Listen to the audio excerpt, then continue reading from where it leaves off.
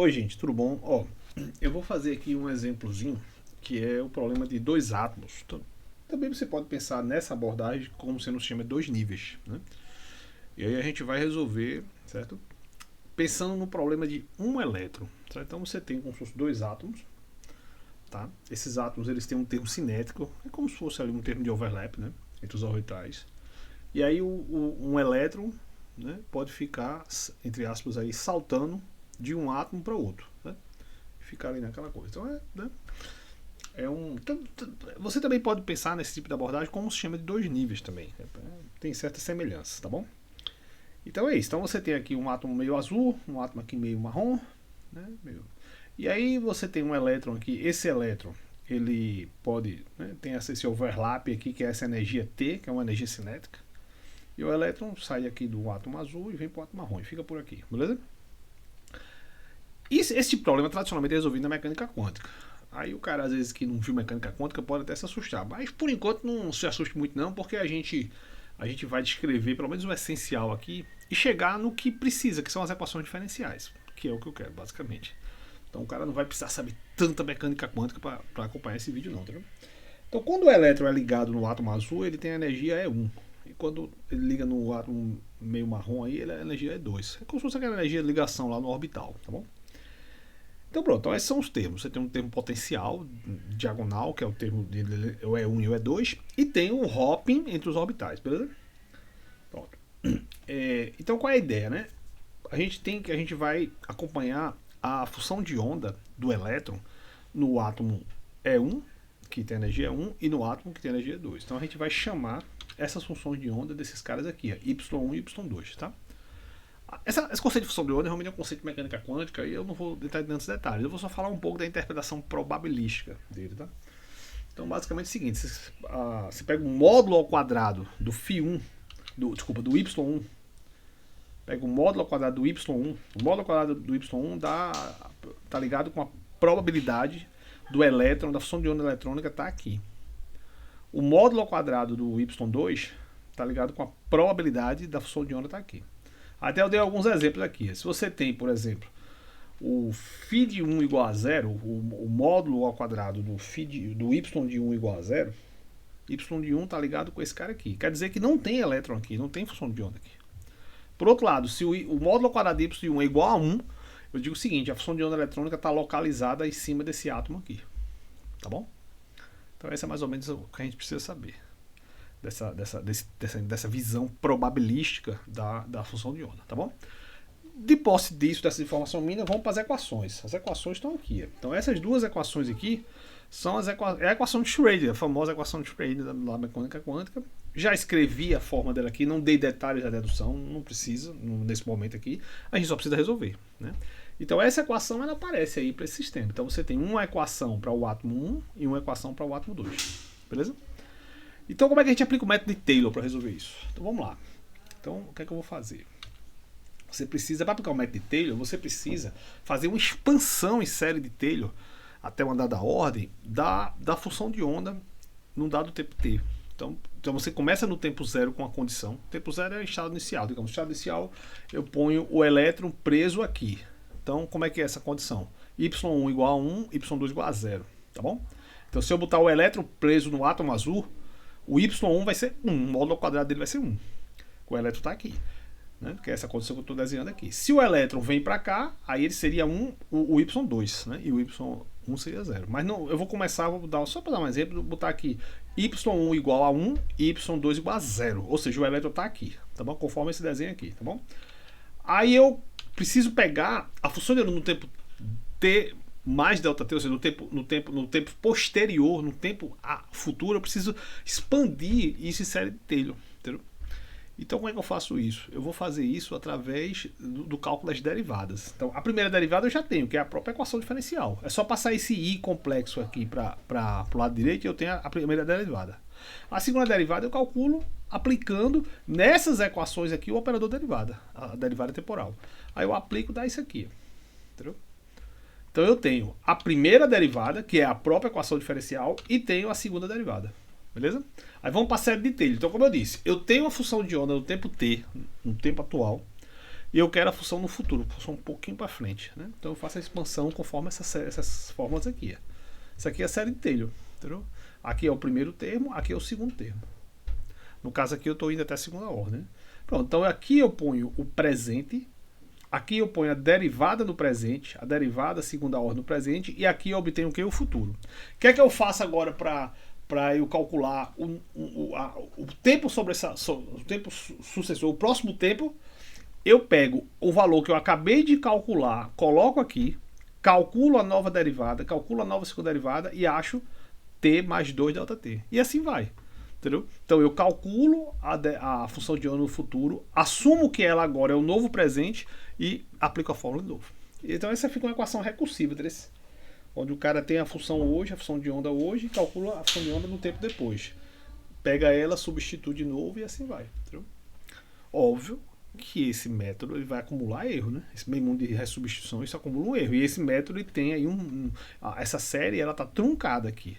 Os termos de alta ordem a gente tirou. Então isso é uma aproximaçãozinha meio simplesinha. Então a gente precisa testar se essa aproximação presta. Um dos testes que eu sempre faço é o seguinte.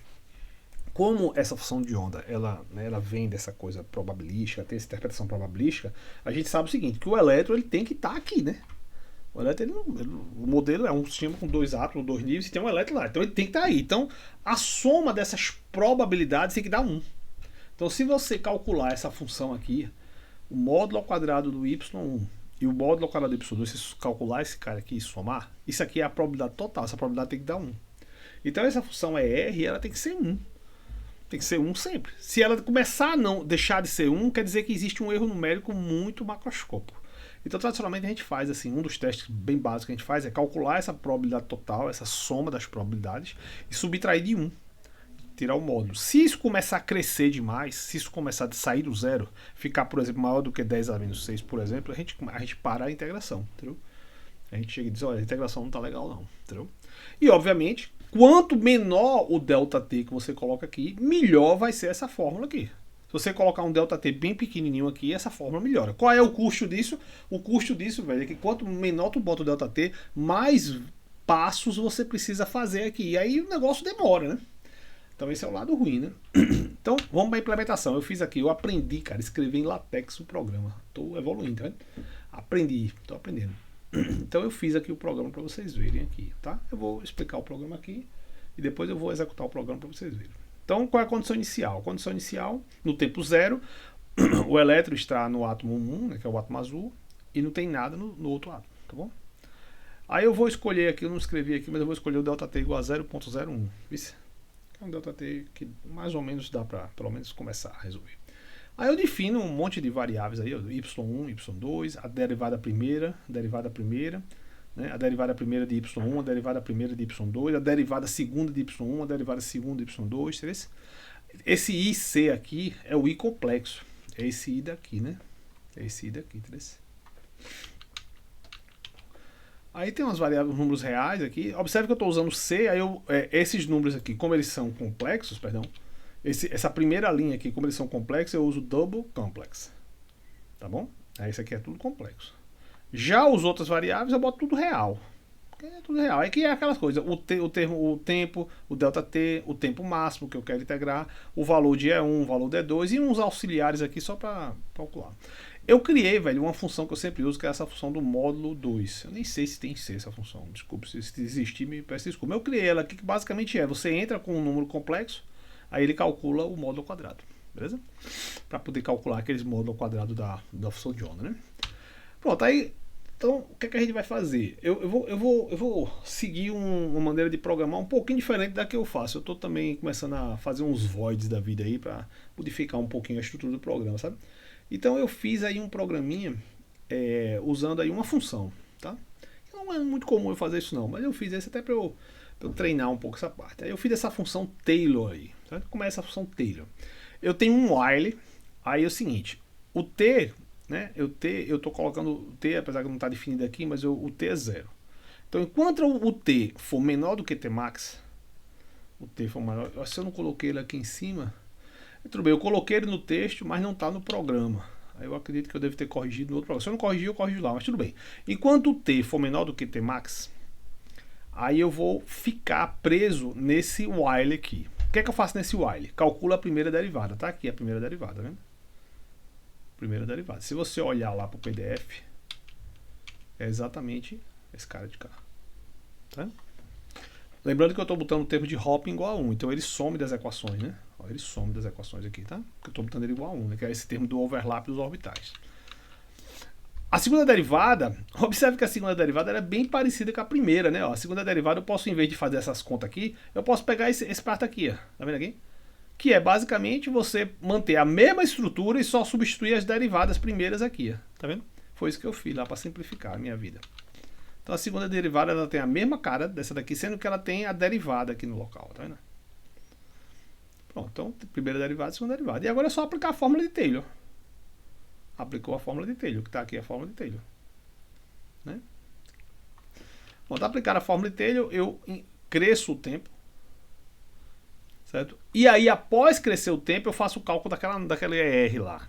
Tipo como se fosse aquela probabilidade. Então eu pego o módulo ao quadrado do y1 e o módulo ao quadrado do y2 e somo. Aí eu escrevo esse cara aqui. Eu dou um print e escrevo esse cara aqui. Eu escrevo o tempo e escrevo o AUX aqui, beleza? Pronto, então é isso. Aí vamos executar o programa. Aí eu tô aqui, eu defino E1 igual a 1, E2 igual a 2, eu posso botar o ΔT bota igual a 0, tá o tempo máximo aqui, sendo que não tá o tempo inicial, que é o T igual a 0, né? Mas eu vou botar, eu vou corrigir lá no programa, beleza? Aí eu defino as condições iniciais. O Y1 é igual a 1, certo? E o Y2 é igual a 0. E o I, que é aquele I complexo, é igual a menos 1, né? Entendeu? Pronto, aí ele chama a função aqui e resolve as equações. Aí vamos ver o resultado? Vamos lá. Cadê aqui? Não. Estou aqui com o programa.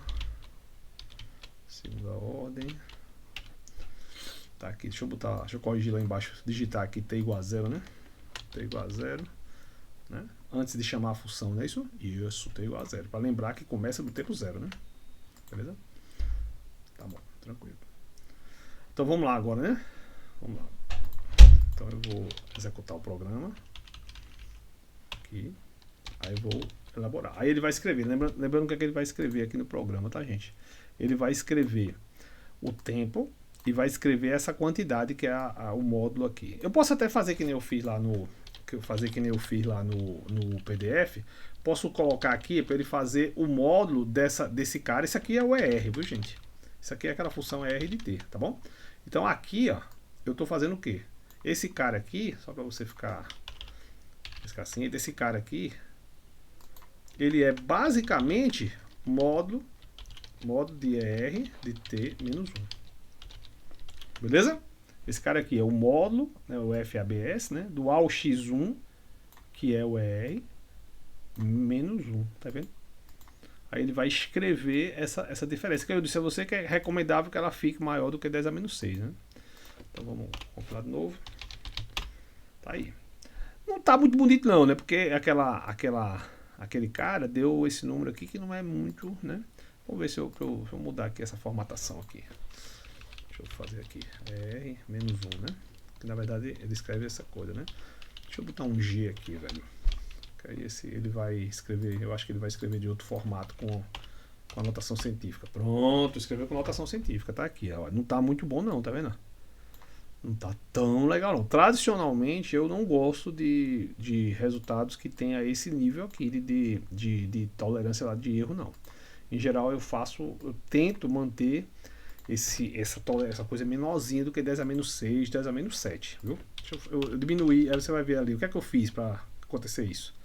Eu vim aqui, onde tem um DT, eu tirei 0.01 que estava assim, e eu diminuí, eu botei mais discretizado. Agora eu vou botar mais ainda, botei uma discretização ainda maior. Ainda menorzinha, né? Ou seja, mais interações, né? Aí agora ele ficou razoável, agora ficou do jeito que eu gosto. Eu gosto assim, né? Gosto com essa... Observe que como eu botei pouca precisão no tempo aqui, ele ficou um negócio meio estranho. Deixa eu botar uma precisãozinha para ele escrever mais números aqui. Tá? Aí ele vai escrever uns números, pronto, agora melhorou. Agora ele está com... Né? Aí assim, observe que no tempo final ele está em 10 a menos 8. que é aceitável. Agora, qual é a dificuldade? Se você começar a crescer esse tempo, velho, bota aqui 100, aí a coisa desanda, sabe? A coisa vai desandar. Por que ela vai desandar? Vocês vão ver. Ó. Ele começa a diminuir, tá vendo? Começou de 10 a menos 8, porque o erro vai acumulando, já vai em 10 a menos 7, tá vendo? Interesse como o negócio é complicado. Interesse não é muito trivial. É se você calcular esse tipo de coisa para tempo longo. E pensa o seguinte, vou explicar para vocês. Isso aqui é um problema que envolve um sistema atômico. O hopping é algo da ordem de eletronvolts. Se tu pega a constante de Planck, põe lá o hopping, as energias típicas em eletronvolts, e tu vai calcular as escalas de tempo, as escalas de tempo vão dar algo da ordem de picosegundos. Então eu botei agora um tempo da ordem de 1000 unidades de tempo, tá vendo? Tá vendo aqui? 1000 unidades de tempo, se eu multiplicar por picosegundo, não é nada, meu amigo. É muito pouco tempo. Então, muitas dessas nossas integrações, a gente precisa fazer 10 a quarta, 10 a quinta, 10 a sexta, 10 a oitava. Então, essa é uma das dificuldades desse tipo de problema, porque às vezes você precisa fazer uma integração para tempo muito longo, entendeu? E aí, bicho, olha, observa aqui, eu estou no tempo 1000, já vai em 10 a menos 6 de novo, que é aquele limite mínimo que eu sugeri para vocês. Lembra que eu disse, olha, não deixe ficar muito, né, maior do que 10 a menos 6. Lembra que eu falei lá no PDF? Então, imagine se eu botar 10 mil. Vamos botar 10 mil aqui para a gente ver o problema. Tá 10 mil, né, já um tempinho maiorzinho, né? Que é próximo. Na minha tese de doutorado, quando eu estudei há muitos anos atrás, eu fiz as integrações nessa ordem: 10, 20, 30, 50 mil, tá ligado? Não tinha como ir muito mais do que isso. Já nos últimos anos aí, eu tenho, né, de posse de algumas ferramentas computacionais melhores, tá rodando, tá vendo? Tá rodando. Eu tenho chegado de 10 a sétima, né? Tem trabalho meu da tese de doutorado de Messias, que a gente chegou em 10 a sétima, 10 a sexta, 10 a oitava, até 3. Mas aí a gente tem um arcabouço computacional melhor e tem também métodos melhores, né? Mas não é simples. Observe, veja aí, olha, tá rodando nesse meu computador, que não é um computador muito rápido, mas também não é tão ruim. Vai em 2.000 unidades de tempo, já está em 10 a sexta ali, 10 a menos 6, tá vendo? Que é mais ou menos o erro que eu disse que era o erro recomendável, né? Não ficar muito maior do que esse, né? Daqui a pouco ele vai, daqui a um tempinho mais, ele vai derrubar, ele vai ó, já chegou em 10 a menos 5, tá vendo? 3.000 unidades de tempo já chegou em 10 a menos 5, ou seja, esses dados aí eu já não usaria num artigo, entendeu? Então essa é a dificuldade de resolver numericamente a equação diferencial. Você tem que conhecer muitos métodos para poder escolher o melhor para cada problema, entendeu? O método de Taylor ele é um método bom se você for para alta ordem. Então você tem que ir para alta ordem para poder conseguir. Ó, já vai 10 a menos 5. Daqui a pouquinho vai estar em 10 a menos 4 aí. Daqui a um tempinho aí a solução vai cair para 10 a menos 4. Tu vai ver. Daqui a pouco ele cai. Deixa ele andar a mão o cabelinho aí. Então essa é a dificuldade. Se você começar a usar esses métodos de baixa ordem, ele é bom, é um método legal, é rápido, tudo, mas ele tem um preço de você precisar discretizar demais lá a malha, a fazer uma discretização temporal muito pequenininha, ou seja, o delta T fica bem pequenininho, entendeu? E aí o negócio pode desandar, né? Por quê? Porque ele vai caindo a precisão numérica, entendeu? Então tem que ter um certo cuidado aí, olha. Ele está em 7.000 unidades de tempo, né? E está em 10 a menos 5. Que eu, particularmente, já não usaria esse dado. Eu já ia olhar ele meio assim, meio com certa preocupação, entendeu?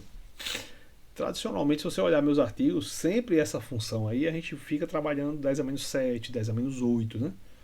10 a menos 10, entendeu? Sempre a gente ficou trabalhando assim. Aí o que é que eu usaria para resolver esse problema?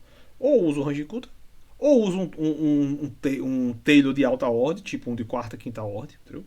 Ou usa um método que é muito legal, que é o método de Adams, que eu já expliquei também no curso, né? Ou usa um outro método que eu ainda vou explicar para vocês, que é o de Crank-Nixon, que é um método bem interessante, que dá para adaptar para esse tipo de problema. Ó, por exemplo, ele fez 10.000 unidades de tempo, e o erro, né, essa função de tolerância está em 10 a menos 5, que eu tinha sugerido que não chegasse aí, né? Porque iria ser ruim. Aí se eu quiser rodar de novo com um erro mais bem controlado, eu vou ter que fazer o quê? Eu vou ter que vir aqui no programa e pegar esse 10 a menos 1, 3 aqui e botar ele um pouquinho maior, botar um pouquinho menor, botar já um pequenininho. Aí vamos embora. Aí vai rodar de novo. Só pra você ver. Aí vai ser uma demora, aí começa a fazer, mas vai caindo também. Então, né, baixa ordem nem sempre é um método assim. É bom, é fácil de implementar, mas para tempo longo não rola não. Não funciona não.